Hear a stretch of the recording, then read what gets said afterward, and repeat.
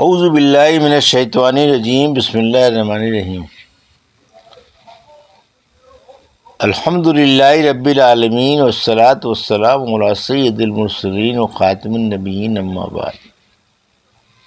صحیح مسلم باب تیمم کا بیان، حدیث نمبر 818، اردو ترجمہ۔ شقیق سے روایت ہے کہ میں عبداللہ بن مسعود رضی اللہ عنہ اور ابو موسیٰ رضی اللہ عنہ کے پاس بیٹھا ہوا تھا۔ ابو موسیٰ رضی اللہ عنہ نے کہا، اے ابو عبد الرحمن، یہ کنیت ہے ابن مسعود رضی اللہ عنہ کی، اگر کسی شخص کو جنابت ہو اور 1 مہینے تک پانی نہ ملے تو وہ کیا کرے؟ نماز کو۔ عبداللہ نے کہا، وہ تیمم نہ کرے اگرچہ 1 مہینے تک پانی نہ ملے۔ ابو موسیٰ رضی اللہ عنہ نے کہا، پھر سورہ مائدہ میں یہ جو آیت ہے، پانی نہ پاؤ تو پاک مٹی سے تیمم کرو۔ عبداللہ نے کہا، اگر اس آیت سے ان کو اجازت دی جائے جنابت میں تیمم کرنے کی تو وہ رفتہ رفتہ پانی ٹھنڈا ہونے کی صورت میں بھی تیمم کرنے لگ جائیں گے۔ ابو موسیٰ رضی اللہ عنہ نے کہا، تم نے عمار رضی اللہ عنہ کی حدیث نہیں سنی کہ رسول اللہ صلی اللہ علیہ وسلم نے مجھے ایک کام کو بھیجا، وہاں میں جنبی ہو گیا اور پانی نہ ملا تو میں خاک میں اس طرح سے لیٹا جیسے جانور لیٹتا ہے۔ اس کے بعد رسول اللہ صلی اللہ علیہ وسلم کے پاس آیا اور آپ سے بیان کیا۔ آپ نے فرمایا کہ تجھے کافی تھا اس طرح دونوں ہاتھوں سے کرنا۔ پھر آپ نے دونوں ہاتھ زمین پر ایک بار مارے اور بائیں ہاتھ کو داہنے ہاتھ پر مارا، پھر ہتھیلیوں کی پشت پر اور منہ پر مسح کیا۔ عبداللہ رضی اللہ عنہ نے کہا کہ تم جانتے ہو کہ حضرت عمر رضی اللہ عنہ نے عمار رضی اللہ عنہ کی حدیث پر قناعت نہیں کی۔ حدیث نمبر 819، اردو ترجمہ۔ اوپر والی حدیث کی طرح یہ حدیث اس سند سے بھی آئی ہے، سوائے اس کے کہ نبی اکرم صلی اللہ علیہ وسلم نے فرمایا کہ تیرے لیے اتنا ہی کافی تھا۔ پھر آپ نے اپنے ہاتھوں کو زمین پر مارا، پھر اس سے چہرے اور دونوں ہاتھوں کا مسح کیا۔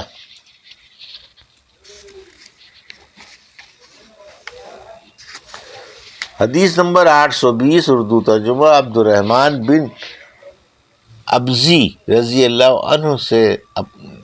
عنہ اپنے باپ سے روایت کرتے ہیں کہ ایک شخص حضرت عمر رضی اللہ عنہ کے پاس آیا اور کہنے لگا، مجھے جنابت ہوئی اور پانی نہ ملا۔ آپ نے فرمایا، نماز نہ پڑھنا۔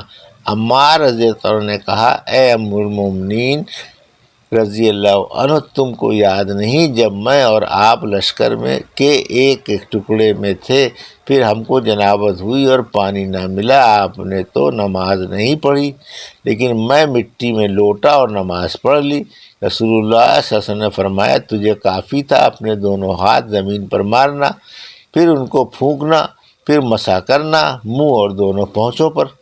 حضرت عمر رضی اللہ عنہ نے کہا، خدا سے ڈر اے عمار، یعنی سوچ سمجھ کر حدیث بیان کر۔ عمار رضی اللہ عنہ نے کہا، اگر آپ کہیں تو میں یہ حدیث بیان نہیں کروں گا اگر اس کے چھپانے میں کچھ مصلحت ہو، اس لیے کہ خلیفہ کی اطاعت واجب ہے۔ ایک روایت میں ہے کہ حضرت عمر رضی اللہ عنہ نے کہا، تمہاری روایت کا بوجھ تمہارے ہی اوپر ہے۔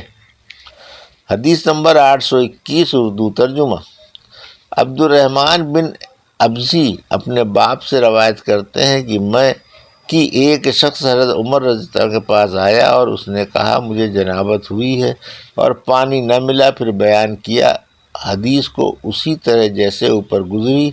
اس میں اتنا زیادہ ہے کہ عمار رضی اللہ عنہ نے کہا، اے ام المومنین، خدا نے آپ کا حق مجھ پر کیا ہے کہ آپ خلیفہ ہیں اور میں آپ کی رعیت ہوں، اگر آپ فرمائیں گے تو میں یہ حدیث کسی سے بیان نہ کروں گا۔ حدیث نمبر 822، اردو ترجمہ۔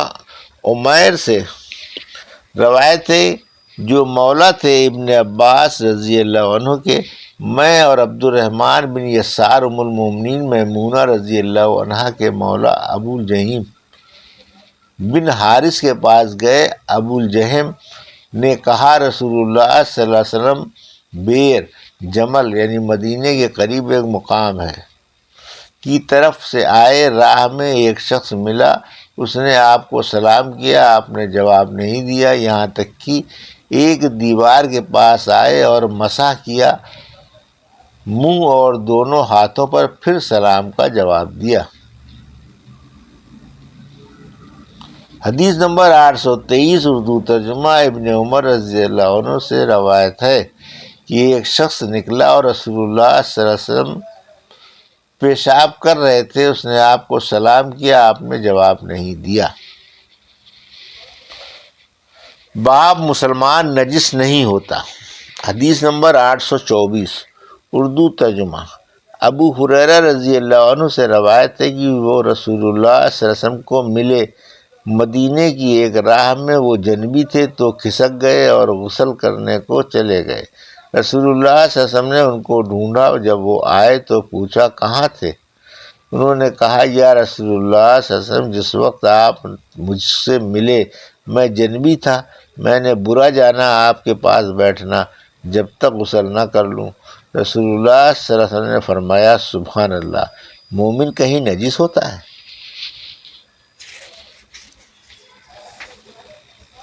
حدیث نمبر 825 اردو ترجمہ حذیفہ سے روایت ہے رسول اللہ صلی اللہ علیہ وسلم ان کو ملے اور وہ جنبی تھے تو وہ الگ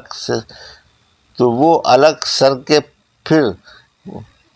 کے پھر غسل کیا اور آئے اور کہا کہ میں جنبی تھا، آپ نے فرمایا مسلمان نجس نہیں ہوتا۔ باب جنابت کی حالت میں اللہ کا ذکر کرنا۔ حدیث نمبر 826 ام المومنین عائشہ رضی اللہ عنہا سے روایت ہے کہ رسول اللہ صلی اللہ علیہ وسلم اللہ کی یاد ہر وقت کرتے تھے۔ باب بے وضو کھانا درست ہے اور وضو فی الفور واجب نہیں۔ حدیث نمبر 827 اردو ترجمہ ابن عباس رضی اللہ عنہ سے روایت تھی رسول اللہ صلی اللہ علیہ وسلم پاخانے سے نکلے اور کھانا لایا گیا، لوگوں نے آپ کو وضو یاد دلایا، آپ نے فرمایا کیا میں نماز پڑھتا ہوں جو وضو کروں؟ حدیث نمبر 828 اردو ترجمہ ابن عباس رضی اللہ عنہ سے روایت ہے ہم رسول اللہ صلی اللہ علیہ وسلم کے پاس تھے، آپ پاخانے سے نکلے، کھانا لایا گیا، لوگوں نے عرض کیا آپ وضو نہیں کرتے؟ آپ نے فرمایا کیوں، کیا نماز پڑھنا ہے جو وضو کروں؟ حدیث نمبر 829 اردو ترجمہ ابن عباس رضی اللہ عنہ سے روایت ہے رسول اللہ صلی اللہ علیہ وسلم پاخانے کو تشریف لے گئے، جب لوٹ کر آئے تو کھانا لایا گیا، لوگوں نے کہا یا رسول اللہ صلی اللہ علیہ وسلم آپ وضو کیوں نہیں کرتے؟ آپ نے فرمایا کیوں، کیا نماز پڑھنا ہے؟ حدیث نمبر 830 اردو ترجمہ ابن عباس رضی اللہ عنہما سے روایت ہے کہ رسول اللہ صلی اللہ علیہ وسلم پاخانے سے فارغ ہوئے، اس وقت کھانا لایا گیا، آپ نے کھایا اور پانی کو ہاتھ نہ لگایا۔ دوسری روایت میں یوں ہے لوگوں نے کہا آپ نے وضو نہیں کیا؟ آپ نے فرمایا میں نماز تھوڑی ہی پڑھنا چاہتا تھا جو وضو کرتا۔ باب پاخانہ جاتے وقت کیا کہیں۔ حدیث نمبر 831 اردو ترجمہ انس رضی اللہ عنہ سے روایت ہے رسول اللہ صلی اللہ علیہ وسلم جب پاخانے میں جاتے تو فرماتے اللہم انی اعوذ بک من الخبث والخبائث، یعنی یا اللہ پناہ مانگتا ہوں میں تیری شیطانوں اور شیطانیوں سے، یا پلیدی یا نجاستوں یا شیاطین اور مواسی سے۔ ایک روایت میں ہے جب آپ کنیف میں جاتے یعنی پاخانے کی مقررہ جگہ۔ حدیث نمبر 832 اردو ترجمہ اس سند سے بھی یہ حدیث منقول ہے سوائے اس کے کہ اوپر والی حدیث اللہم انی کے الفاظ سے شروع ہوتی ہے۔ یہ تھی صحیح مسلم کی حدیث نمبر 818 سے 832 کا اردو ترجمہ جو ابھی آپ نے سماعت فرمایا۔ اللہ سے دعا ہے کہ اللہ میں حدیثوں کی صحیح سمجھ عطا فرما اور ان پر عمل کرنے کی توفیق عطا فرما، آمین یا رب العالمین۔